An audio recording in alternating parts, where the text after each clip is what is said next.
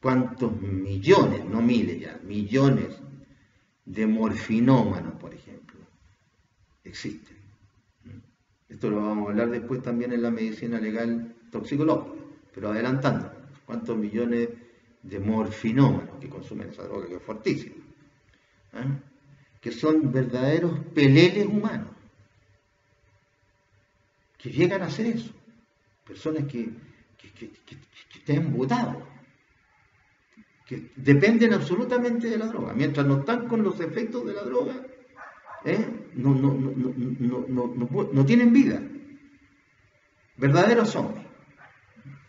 Bueno, hay drogas que son las más, ¿cómo se llama?, peligrosas de efectos inmediatos, como que son las drogas sintéticas, porque como ni siquiera son o provienen de vegetales, sino que son elaboradas a través de productos químicos, los traumatismos que causan en el cerebro son horribles. La muerte de células cerebrales debe ser tremenda, como el crack, por ejemplo, u otros parecidos. Y también causas endocrinas. Hay un cierto tipo de enfermedades endocrinas que provocan impotencia, como por ejemplo la diabetes mellitus o también ciertos tumores. Causas endocrinas. Claro, una persona que tiene un tumor en su aparato genital es difícil, ¿no es cierto?, que pueda realizar el acto sexual para la procreación. Es difícil. Bien, esas eran causas de impotencia. Ahora, causas de esterilidad. Aquí en las causas de esterilidad hay algunas que se aplican a hombres y a mujeres, a cualquiera de los dos. Otras que solo se aplican a los hombres.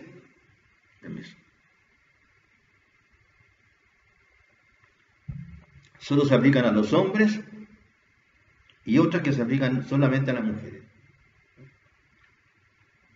Las que se aplican a los hombres y a las mujeres como causa de esterilidad son la edad, la frecuencia y tiempo de la vida sexual, ciertos factores ambientales como el estrés, el tabaquismo, el alcoholismo, las malas costumbres para lograr belleza como dietas y ejercicios extremos, por ejemplo. Esas afectan tanto a hombres como a mujeres, los dejan estériles. Después, causas de esterilidad masculina solamente. Alteraciones vasculares, enfermedades virales, ciertos medicamentos, obstrucciones del conducto espermático de tipo endocrinas o testicular o genéticas. Y causas de esterilidad que solo afectan a las mujeres. Variación de la acidez de la vagina. La acidez tiene mucho que ver con la producción de la célula sexual y después con la mantención del huevo.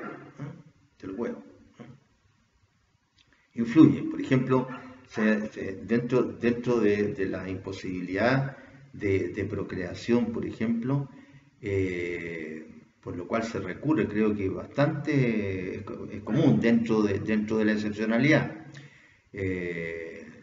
Cuando no se puede tener hijos de manera natural y se recurre a alguno de los tipos de inseminación asistida, es por ejemplo, en los casos en que el varón tiene espermatozoides ácidos. Es decir, hay un ácido, un pH, tolerante y otro no.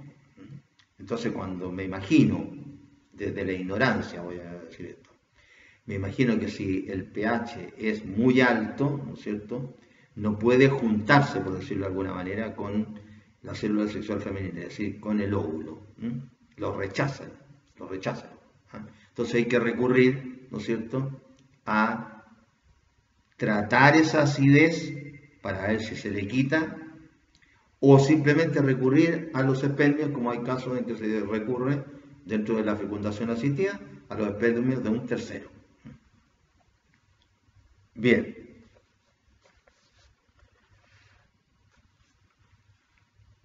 Después de hablar de estas causas de impotencia y de esterilidad, vamos a hablar sobre una elemental explicación genética de la fecundación. Esto está súper cortito, pero es bien interesante de escuchar. Dice, el elemento de construcción de los seres humanos son las células. Y todas las células que integran el organismo descienden de una sola, el huevo, que se divide en progresión geométrica hasta formar un individuo. El huevo, de ahí provenimos nosotros, de la unión de dos células. Es el único caso, ¿no es cierto?, respecto de nosotros los seres humanos, en que dos células forman una. Lo normal es que la célula, cada célula, se divida en progresión geométrica. 1, 2, 4, 8, 16, 32, 64, etc. Eso es lo normal. Sí, no es lo normal, es lo regular. Digamos. No es lo regular que dos células formen una. Lo regular es que una célula forme muchas células. Entonces, este huevo se divide en progresión geométrica hasta formar un individuo. Este proceso de división de las células se llama mitosis o carioquinesis y consiste en que de la antigua célula resultan dos nuevas que poseen la misma composición y herencia genética que la primitiva. Ahí, cuando se unen estas dos células, la del hombre y de la mujer, ocurre, ¿no es cierto?, la aplicación de otras leyes que son las que se refieren a los caracteres que va a tener este nuevo ser. Y ahí, ¿no es cierto?, ustedes estudiaron las leyes de Mendel, que nos dicen cuáles van a ser los caracteres de este nuevo ser. El huevo es producto de la fecundación, es decir, de la unión de dos células, una procedente de la madre, el óvulo, otra procedente del padre, el espermatozoide. La influencia potencial de ambos progenitores sobre la descendencia es equilibrada, es decir, más o menos el 50% de los caracteres le aporta el padre y el otro 50% a la madre, y viceversa. Dentro de la compleja composición de cada célula, protoplasma, centrosoma, núcleo, etc., tiene singular interés para la medicina legal el núcleo, que está formado por una sustancia llamada cromatina, que al momento de la división celular se visualiza, se puede ver la cromatina, formando unos filamentos denominados cromosomas, dentro de los cuales se encuentran los genes, que son los que transmiten las particularidades hereditarias.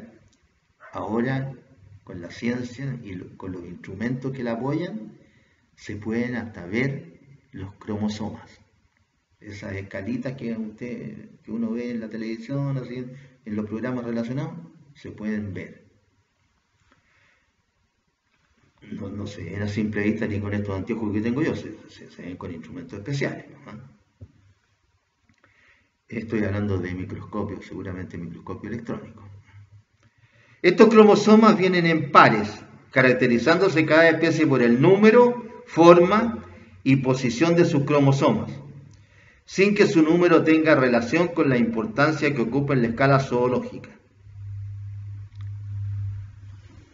Por eso es que, aunque uno se relacione con alguien parecido, es decir, entre mamíferos, aunque no sean iguales, ¿no es cierto?, pero mamíferos, no necesariamente se va a producir un nuevo ser. Es decir, existe, tratándose de los mamíferos en específico, la imposibilidad de reproducción o de dar lugar a un nuevo ser entre dos que no sean iguales, o sea, del mismo tipo de mamífero, seres humanos, monos, etc. Hay sospechas de que puede en algún momento haber nacido un híbrido de la relación de un ser humano con un antropoide, es decir, con algún tipo de mono, pero no se sabe todavía, no se sabe. Los cromosomas son estructuras que se encuentran en el centro de las células, en el núcleo. transportan fragmentos largos de ADN, que es el material que contiene los genes y es el pilar fundamental del cuerpo humano. También contienen proteínas que ayudan al ADN a existir en la forma apropiada. Normalmente cada célula en el cuerpo humano tiene 23 pares de cromosomas. Sí, tenemos 46 en total, 46 cromosomas, de los cuales la mitad proviene de la madre y la otra mitad del padre. Aquí viene una cuestión bien interesante, ¿eh? Dos de los cromosomas, el X y el Y, determinan el género masculino o femenino y se denominan cromosomas sexuales. Las mujeres tienen dos cromosomas X, los hombres tienen un cromosoma X y uno Y. La madre le aporta un cromosoma X al hijo, mientras que el padre puede contribuir ya sea con un cromosoma X o con un cromosoma Y. Es decir, es el cromosoma del padre el que determina si el que nace será hombre o mujer. Claro, porque el hombre aporta un cromosoma X o Y. Las mujeres solamente aportan un cromosoma X. O sea que si la mujer aporta un cromosoma X y si el padre aporta otro cromosoma X, entonces en ese caso van a ser una mujer. Y si aporta el cromosoma Y, van a ser un hombre. Es el cromosoma del padre el que determina si el que nace será masculino o femenino. Los cromosomas restantes se denominan autosómicos y se conocen como pares de cromosomas, del 1 al 22.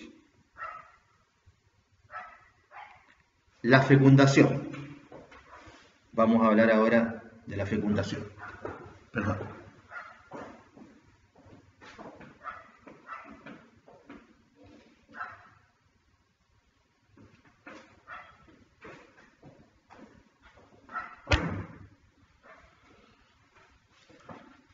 La fecundación. La fecundación consiste en la fusión, ¿no es cierto?, de las células sexuales del padre y de la madre, de los núcleos de estas células sexuales. Óvulo y espermatozoide, que dan lugar a una nueva célula, el huevo, que migrará. Ya hemos venido hablando de lo mismo, que migrará, se implantará en el útero y que a través del mecanismo de la carioquinesis o mitosis, que es la división, ¿no es cierto?, de las células que hacen por sí mismas, se dividirá y dará lugar a un nuevo ser humano. Esta fecundación puede ser natural o asistida. Fecundación natural. Cuando ocurre con motivo de una relación sexual normal, de una cópula normal, es decir, de una cópula entre un hombre y una mujer vía vaginal. Es decir, es el único tipo de cópula que puede producir un nuevo ser. Porque es la única forma en que el hombre le traslada naturalmente las células masculinas, es decir, los espermatozoides, a la mujer. Se introducen en el canal de la mujer y los espermatozoides viajan y uno de esos espermatozoides logra introducirse en el huevo, que inmediatamente se rodea de esa membrana más gruesa y los demás no pueden hacerlo. Y ahí, entonces, esas dos células forman una que pasa a llamarse huevo o cigoto. ¿Qué problemas jurídicos se plantean en relación con la concepción y el embarazo? Acá tenemos hasta una presunción de derecho, ¿no es cierto?, que ustedes la estudian en derecho civil cuando hablan del nacimiento de las personas, ¿no es cierto?, del principio de la existencia de las personas, que es el artículo 76 del Código Civil, que dice: de la época del nacimiento se colige la de la concepción según la regla siguiente, ¿cierto? Desde que se nace, se empieza a contar para atrás para ver cuándo se tuvo la relación sexual, es decir, cuándo se produjo la concepción. Se presume de derecho que la concepción ha precedido al nacimiento no menos de 180 días cabales y no más de 300, contados hacia atrás desde la medianoche en que se principia el día del nacimiento. Así colocó entre 6 y 10 meses, más o menos, ¿no es cierto? Entre 6 y 10 meses. Interesante el término días cabales. Significa días completos. Eso significa en los términos de este artículo días cabales, días completos. Desde 12 de la medianoche hasta 12 de la medianoche.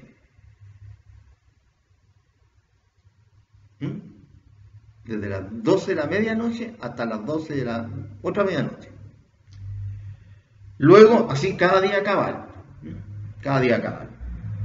Luego se cuenta hacia atrás desde las 12 de la medianoche en que principia el día del nacimiento. Ejemplo. Y ahí se da un ejemplo para calcular esto de manera aritmética o matemática, como quiera llamarlo. Entonces, desde la fecundación, que también se denomina desde la concepción, hasta el parto transcurren alrededor de 270 días, pero realizar este cálculo provoca dificultades, ya que se ignora generalmente la fecha precisa de la cópula fecundante, pues incluso conociendo la fecha de ese coito, se ignora la de la concepción, debido a que ésta puede ser inmediata o tener diferencias de horas o de días con aquel, considerando que el poder fecundante de los espermatozoides puede durar hasta 3 días. Claro, incluso sabiendo el día en que se produjo la relación sexual, no se puede decir exactamente cuándo se produjo la fecundación. Porque como los espermatozoides duran hasta 3 días, es decir, en teoría, hasta ese tercer día, desde que ocurrió la relación sexual, podrían fecundar uno de esos espermatozoides el óvulo.